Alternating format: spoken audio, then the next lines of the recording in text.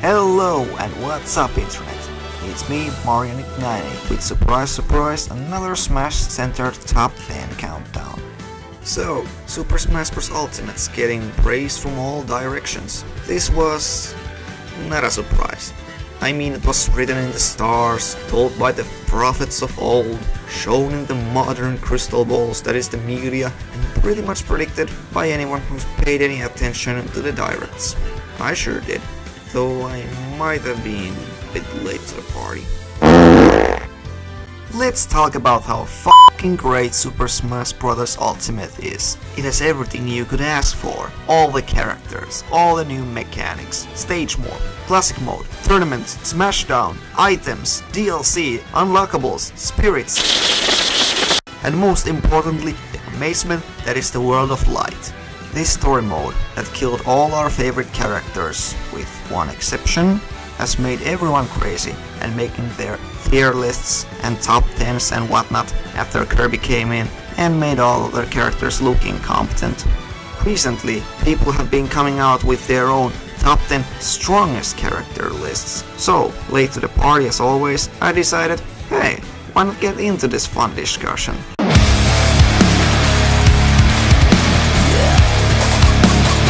So who is truly, canonically, strongest character that has appeared in this series? Disregarding all the game mechanics and tier list rankings, whose power and feats trumps all others? Well, I'm here to give you all my highly uneducated opinions by going deep into each character's lore and feats. Few rules before we start. I'll be using only the characters as they appear in their games and judge them by their main canon appearances, so no such thing as Paper Mario nor Archie Sonic will be used for this video, as they are different versions from their main game canon counterparts. I also will not use any other media if it doesn't coincide with the main canon. Now keep all this in mind, as I'm going to alter that second rule a bit pretty soon. Also, this list might not be accurate if they decide to add someone uber powerful as DLC that deserve a spot on this list. Also, characters with questionable feats, like Rosalina, will not make appearance here. Without further ado, let's get this started.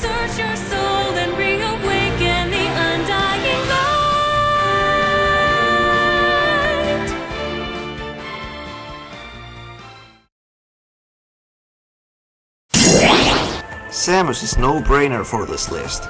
With her power suit given by the Kozo, she has taken on a variety of powerful opponents. She's indeed pretty powerful. I mean, many of her missions as bounty hunter has led to destruction of entire planets for f***'s sake. Well, she really didn't blow up those planets, it was mostly situational, activating self-destructions and so on. Anyhow, Samus is in fact at the planetary ranges of power, and I'll tell you how in a minute. First, let's look at her arsenal. Power Suit gives Samus incredible durability, allowing Samus to survive indefinitely in space, underwater, and other hazardous areas, and has like gazillion billion upgrades available, most that she can use at will, as demonstrated by other M.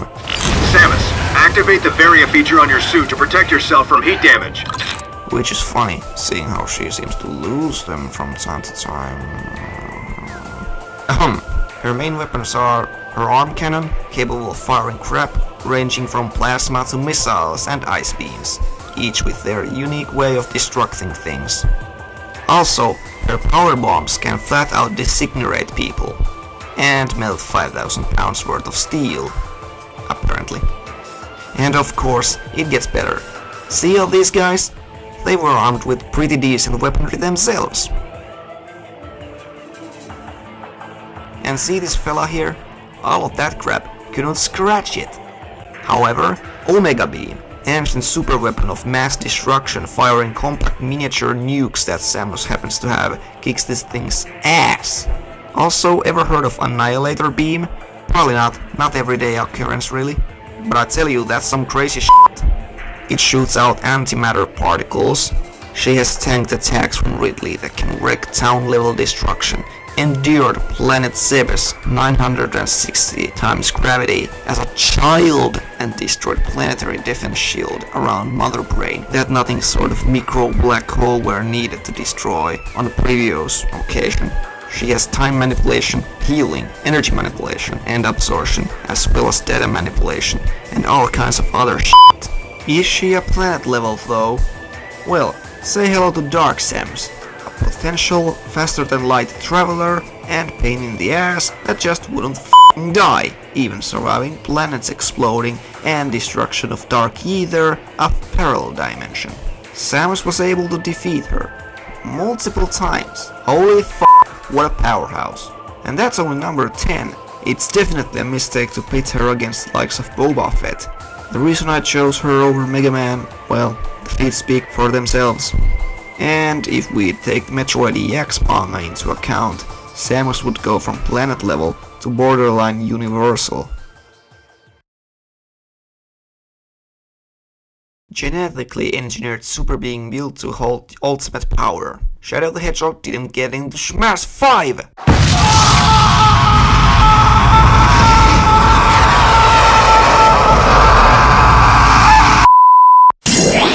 Well, we are talking about Mewtwo, the most overhyped Pokemon of all time. Yes, Mewtwo was stated to be the strongest Pokemon back in Generation 1. Since then, we've had multiple Pokemon that shit on his feats. Oh, but Mewtwo has better stats than Dialga and Palkia, embodiments of time and speech, so Mewtwo is clearly multiversal. Bro, those are game mechanics, we don't talk about stupid shit like that here. Anyhow, Mewtwo is still very powerful, easily able to wipe out all life on Earth if he so pleases. Mewtwo possesses mighty psychic powers such as telekinesis, force fields, teleportation, healing, projection of psychic energies, and who has telepathic powers capable of controlling people's minds and being able to erase their memories nor minds completely. I said I was gonna use only the game canon, but Pokemon anime is close enough to game canon and most of the time can be used to accurately scale Pokemon without any dissonance with the games. Sometimes I believe that Pokemon the first movie is a good representation of what Mewtwo can do. And shut up, I'm using anime Mewtwo, I love the first movie. Here we see Mewtwo effortlessly destroy the lab he was created in, along with the surface of the entire island. Manhandling dozens of Pokemon while restrained, create ocean-wide storms that could eventually life-wipe all of the life on Earth. With his mind! And that's not even his final form! Did you know that Mewtwo can Mega Evolve at will? These Mega forms make Mewtwo even stronger. Mega Mewtwo Y can fly up to 32 times the speed of sound, at the very least, and use telekinesis on molecular scale. But if we are using Mewtwo at his absolute strongest, we can put him at the planetary levels of destruction. Enter Shadow Mewtwo.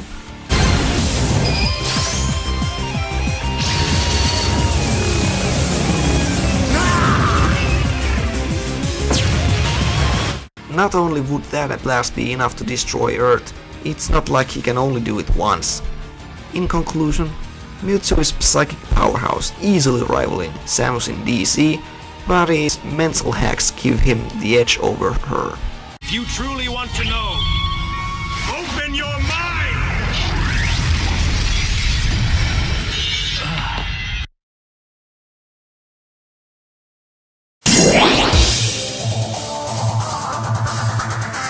Mr. Anime Hair, aka Cloud, is incredibly powerful despite some of his feats being rather questionable.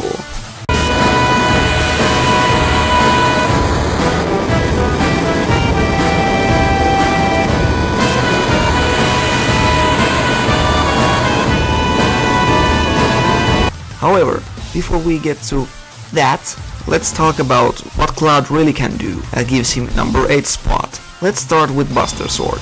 This beauty can probably be used as excellent leather opener, but also to cleave entire buildings in half. I mean buildings, that's crazy, am I right?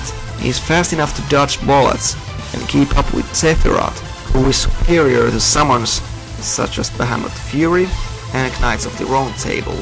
And being an RPG character, he has access to dozens of gear and abilities, including, but not limited to, summoning meteors, elemental manipulation, teleportation, time manipulation, has death spell that can insta-kill weaker enemies, resistance against poisons, mind control, elements, soul manipulation, and telekinesis. Cloud's bigger feats come from fighting his eternal enemy and L'Oreal mascot Sephiroth. Now, some of these feats are arguable, and this is not video for that. This is a topic for its own video.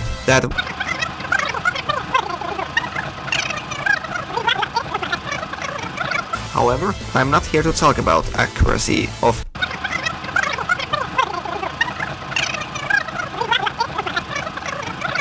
So not only does the whole game piss its pants all the time on Sephiroth destroying the planet, first with black materia and then with power from Livestream, so it's pretty fair to call him at least Planet Buster. After absorbing the religion, he becomes massively more powerful, safer Sephiroth, which can do this.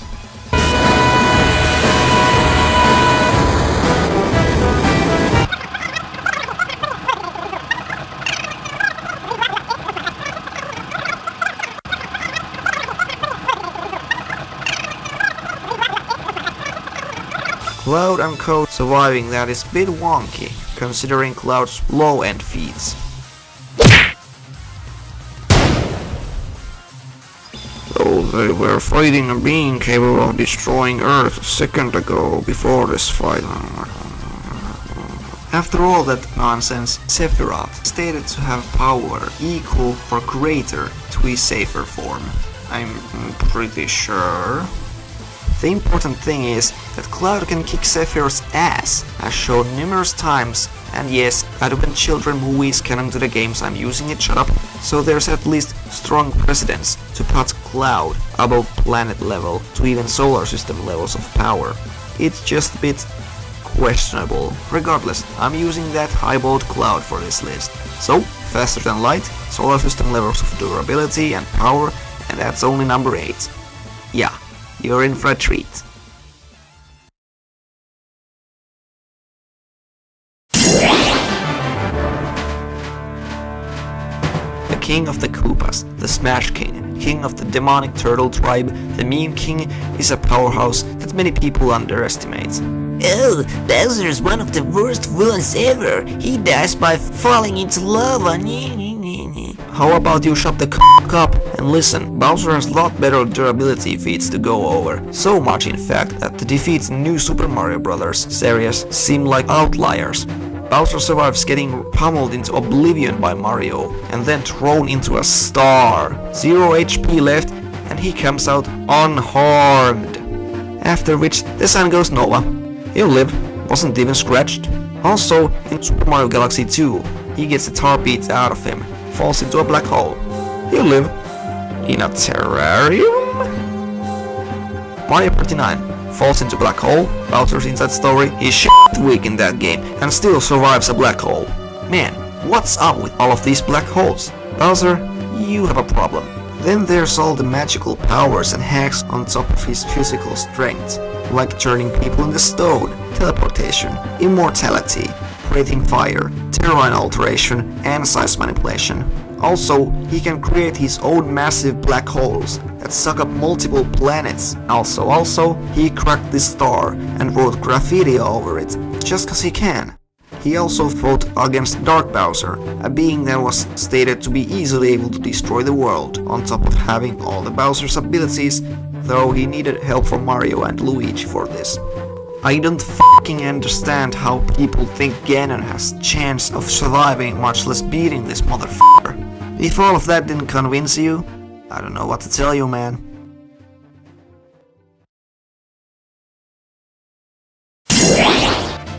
Not surprisingly, Jumpman himself is over Bowser in this list. Mario can and has defeated Bowser with every way imaginable over the years, whether by outsmarting him, outfighting him, nor just blatantly beating him to pulp. Now some of you might be surprised that he is this high or this low on the list, but there's actually quite a few ways to look at Mario's feats.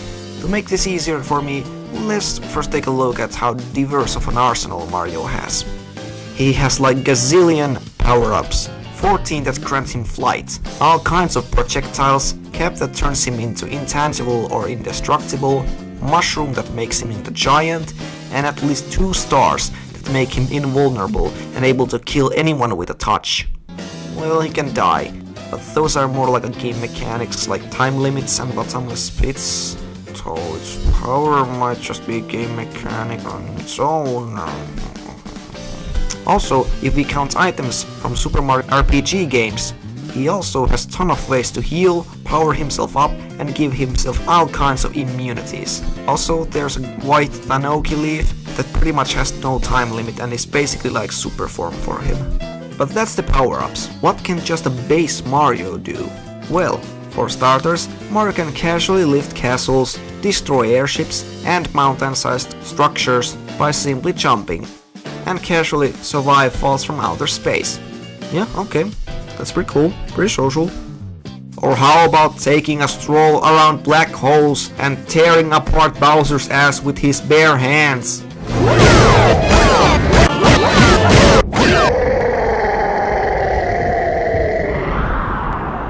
Yeah, all that shit about black holes and supernovas, Bowser ain't give a fuck. And then he gets killed by Italian's fists. That's how badass Mario is. Shut the f up! How fast is this guy? Oh yeah, just somewhere between 6% to even 6 times the speed of light. Cogs don't lie, man. There's also the time when he outruns Bowser's airships and Koopa Clown Car, all that can move fast as or faster than that pesky thing mortals call the speed of light. Now wonder why this guy is the video game king. Oh, and also, there's Cappy, which I don't wanna get into, as its limits are uncertain to say the least. Oh, also, Luigi is relative to Mario, so you can count him as a number 6 on this list as well.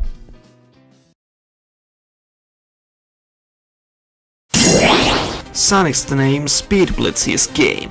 Remember the good old times of internet when the best argument for Sonic beating Goku was, well, he can turn yellow too. Many try their best to underestimate Sonic, but he earns this spot and possibly more. First, let's look at Sonic's main ability, which is speed. So, how fast is this guy? Fastest thing alive, perhaps? Sonic can casually run at the speed of sound and cause sonic booms in regular basis. He's also seen running across the planet in a few minutes and is officially stated to move faster than the speed of light, on top of being able to perform certain moves at that speed, such as light speed attack and light speed dash. And yes, this is not arguable. Sonic's better speed feats are mainly in other media, but in Sonic Colors he almost outrun massive expanding black hole and Speed Blitz Tabu in Super Smash Bros. Brawl, whose strongest move blitzed all of the Nintendo characters present. So there's that. Okay, maybe he's fast, maybe he can really move, maybe he's got an attitude. Maybe he is the fastest thing alive, but can he punch? Sure he can. He has fought and defeated Perfect Chaos and Dark Gaia, both beings stated to be able to destroy the Earth. He survived coming into contact with that black hole, though those wisps might have been the reason he survived. Also, take a look at this guy. Say hello to Emerald, who can copy any power he sees. Not only had he 7 Chaos Emeralds, but Eggman made him look at the blast that destroyed, quote, multiple stars. And how does this relate to Sonic? Well, he just came and started to body Emerald and then ended up beating him in 60 seconds harder than level 9 CPU beats casual players in Smash Ultimate. And you know what? That's just base. Sonic has multiple different forms, all that make him exponentially more powerful. In his super form, he can borderline foderize Perfect Chaos and Perfect Dark Gaia and not get damaged by attacks from Final Hazard, who fused with the Arc that just a bit after was stated to be able to pierce entire stars. Also, teaming up with his younger counterpart, he was able to defeat Time Eater, borderline universal entity that could, quote, erase time and space, leaving but a white void of nothingness behind, who also caused innumerable damage to Sonic's timeline and could affect other timelines as well. only needle mouses. That's absurd. And that's just Supersonic. He has couple of forms arguably more powerful, not to mention all his time slow, time stop hacks, resistance to time manipulation, high resistance to mind control, and dozens of weapons and items like basic speed boosters and invisibility. Sonic has quite a lot going on for him. As you can see, Sonic's just a complete monster, and I better leave it at that because I just talked about goddamn Hedgehog for 3 minutes. So love Sonic and we move on. Oh, by the way, with Sonic 2006 feats, Sonic would go to the multiversal level, and we are not here to argue about that.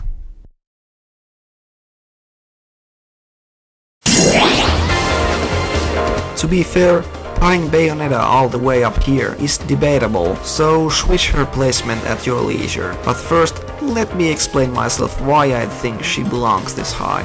First off, what are her abilities? Well, simple really.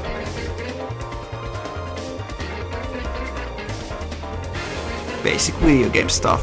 She also wields a variety of weapons, all utilizing magic or demon of some sort, ranging from guns to katanas and whips. She also has superhuman strength and speed. That, to be honest, is quite ridiculous, as she can casually headbutt skyscrapers and lift huge-ass space stations thrown at her, dodge point-blank bullets sent to her from frozen point in time. She also reacted to a satellite laser. She can also summon many giant demons, whose attacks are measured in hundreds of gigatons. So yeah, very diverse arsenal, very powerful, but nothing compared to last 4 or 5 entries, right? Well, hold on to your pants, because we are getting crazy. Bayonetta is actually the left eye of Aesir, god of chaos. Eyes that goddess Jubileus tried to use to merge all 3 universes, so as dimensions of the Bayo world, together. The living universe, aka Chaos, Paradiso, and Inferno.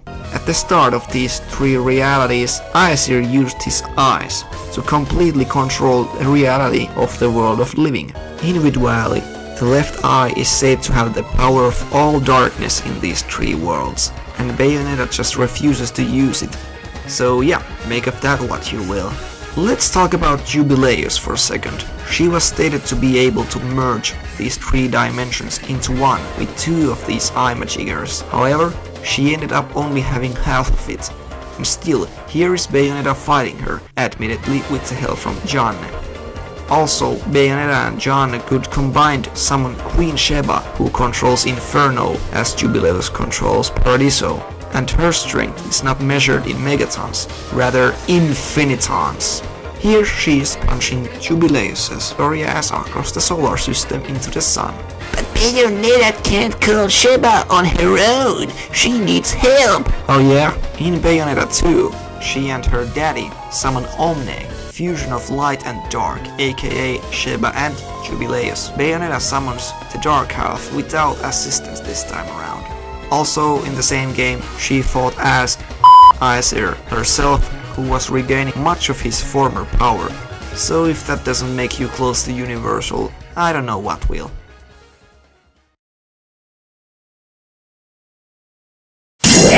Ness is here. What? What the fuck? Yeah, right. How's Ness stronger than any of these characters? He's just a kid with a baseball bat. A psychic kid with a baseball bat who absorbed the psychic consciousness and power of the planet Earth to combat the literal incomprehensible manifestation of evil who destroyed the universe? Yeah, that kind of kid. At first glance, Ness might not seem as strong as any of the characters on this list. I mean, he's pretty sturdy, can KO dinosaurs, survive nuclear-powered explosions, and has a variety of psychic powers like telekinesis, telepathy, teleportation, healing, a lot of PK moves stolen from his friends, and he even traveled to his inner consciousness and killed his evil self, but that's all pretty tame, eh? The stuff I mentioned about Ness being borderline universal requires a bit of exploring and a lot of scaling, so bear with me here. The part about Ness absorbing the psychic power of Earth can be interpreted in 2 ways. 1, he absorbed the strength of the world, as in planet Earth. 2. He absorbed the strength of the world as in universe, however this has not been specified in game or elsewhere, which it is. However, it is stated that Ness's inner potential was accessed at that moment, and that, quote, his psychic consciousness became one with the consciousness of the universe. A lot of Ness's power comes from good old power scaling. See this cute fella? At the very beginning of Earthbound, we learn of the universal cosmic destroyer, Gigas, and are introduced to the idea that in the future, Gigas will, and has, destroyed the entire universe. Not to mention that at the end of the game, it is realized that Gigas is not in the present world, but has been hiding in the past, meaning that all the evil power we see throughout the game has reached throughout time and space. When Ness and Mikhail fight him, it is also revealed that Gigas has become formless and mindless embodiment of evil, who launches attacks that which forms cannot even be grasped by human mind. Even though Ness cannot comprehend his attacks, he is still able to tank them and fight Gigas' assault. Now granted, Ness cannot defeat Gigas and needs help to fight him, but still, standing against literal, incomprehensible, universal power of evil is a little impressive.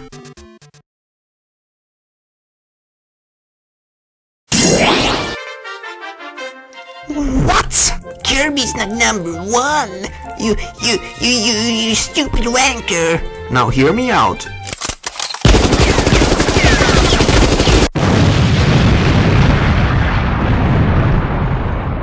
Chill the F out. I'll explain myself when we reach number 1, but first, please just let me talk about how awesome Kirby is. Deal? You all know Kirby, right? Pink puffball able to suck up his enemies and take their abilities. He also happens to have entire pocket universe inside of him. Perfect place to put all of the crap you don't need. He can also take all that unnecessary crap out at will, as seen in Squeak Squad's copy palette, including allies, copy abilities, and even combine them. He also has numerous powerful objects, such as Star-Lord, that Shut the f*** up. What about his strength? well, Kirby loves innocent fun and games, such as splitting clay tiles along with entire planets, playing baseball with meteors, hitting them so hard that they travel thousands of light years in few seconds, and just generally having stated infinite power. He also possesses Warp Star, which you are all familiar with. This baby is capable of flying hundreds and even thousands of times the speed of light in travel speed.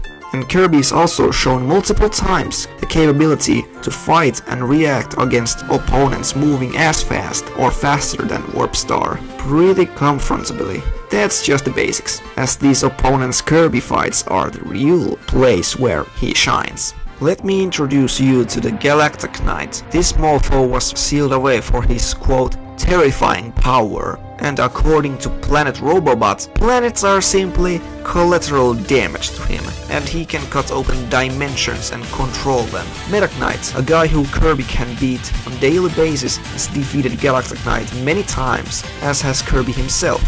Kirby has defeated Marx, who had power to take over planet Popstar, who then fused with wish-granting planet Nova and created its own dimension, Dark Nebula, who destroyed multiple galaxies just by flexing, and also was inferior to Zero and Zero-Two, both which Kirby peed on. Glacia, who created 7 planets, all eclipsing planet Popstar. Darkmind, who took over Mirror World, aka Parallel Universe. Necrodeus, literal god of death, couldn't kill Kirby. Queen Sectonia, who casually took over planet Popstar and was prepared to destroy it. And finally, Magolor, who obtained Master Crown that was stated to have power to easily take over the universe and grant infinite power.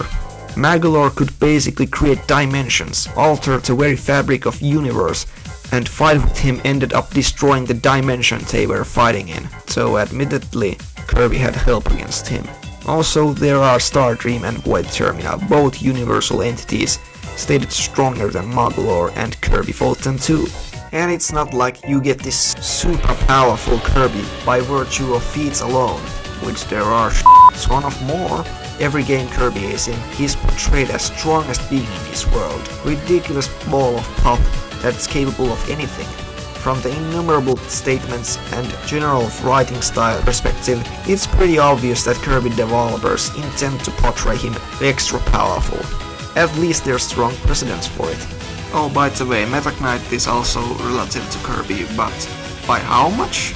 He's weaker than him, but we have no indication that Kirby needs his full power to defeat him. He could be just slightly weaker than Kirby, or a million times weaker than Kirby. However, he has feats to place him somewhere around this list, so I don't know. Kirby is just absolutely ridiculous and shits on all the others on this list. So who could possibly be even more OP? Is there a Smash character that can trump over all that nonsense? Well...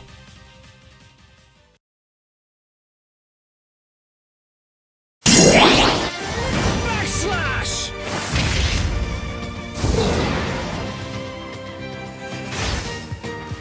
I can see the future! Wait. How is Shulk #1? He's a B tier. His only power is seeing the future, and that's the check for him in World of Light. And Kirby survived, unlike the Weeaboo-looking baby-faced, elderly-kicking, Bowser-killing, counter-stealing, store-robbing, heroin-dosing, Fiora-loving, spastic anime boy that Shulk is. Now hold on just a minute. Clearly all of you haven't played Xenoblade Chronicles, like you really should, in name of all that is sane and sacred. The Shulk we see in Smash, yes, he's really feeling it, good for him, but it's clear as day, he's not on the level of others on this list. Or so you think. Spoilers for the end part of Xenoblade Chronicles! At the end of the game, it's revealed that the universe was created by computer nerd and asshole Zanza, who got trapped into his creation, and in order to keep living, he needed to absorb all of the ether, basically the force that you can manipulate with Monado, back to himself, destroying the universe and recreating it anew with 2 Monados that basically give him godlike powers to manipulate the entire universe and fate itself. And he has done this many times before. Not only are our quote heroes able to immediately not die against this guy, they use power of friendship to power Shulk's Monado into true Monado that allows him to manipulate all the ether and even quote kill gods, which is exactly what Shulk proceeds to do to Sansamasu, who is immortal and all. After this, Shulk becomes The god of this new world! nigh omnipotent in might, and it is now his business to decide what to do with his universe. And he recreates the universe into a world where there are no need for gods, where mortals can live their lives and decide their own fates. What a bloody hero. But before wishing gods out of existence, Shulk was at his strongest, and that true Monado even travels to new timelines when you start new save. So we use that Shulk. But Kirby can just absorb his power. He has infinite power. Like Kirby can just absorb power of all the godlike beings in his universe, like he did to Stardream and Void Termina. I think I might miss that part. Also, Shulk can just decide that Kirby has no power or will him out of existence. He controls fate and reality, and last time I checked, nobody in the Smash became closest thing to a literal god with a big G, like Shulk did. Realistically speaking, Shulk is easily strongest being in all of Smash, if not all of Nintendo. That, however, is topic for another day. But what do you think of my list and reasonings? Please leave a comment on how you feel about this list, and maybe even like and subscribe, all the good jazz. Also, if you'd like me to make more of these kinds of power scaling videos, just write it down into comments. Well, anyways, I hope you enjoyed. At least, I did. I'm Myron90, signing out of YouTube. Peace.